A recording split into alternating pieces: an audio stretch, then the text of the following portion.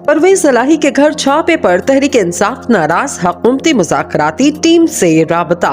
तहरीक इंसाफ की मुज़ाकराती टीम ने चौधरी परवेज इलाही के घर पुलिस छापे पर नाराजगी का इजहार किया।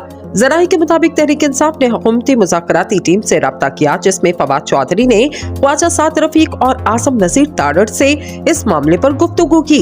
ज़राए कहती हैं कि फवाद चौधरी ने मुज़ाकरात के दौरान छापे और इंतकामी कार्रवाइयों पर नाराजगी का इजहार करते हुए कहा, मुज़ाकरात और इंतकामी कार्रवाइयां एक साथ हरगिज़ नहीं चल सकती। ज़राए के मुताबिक फवाद चौधरी ने कहा, खुशगवार माहौल में मुज़ाकरात हो रहे थे तो परवेज इलाही के घर पर इंतकामी कार्रवाई क्यों की गई।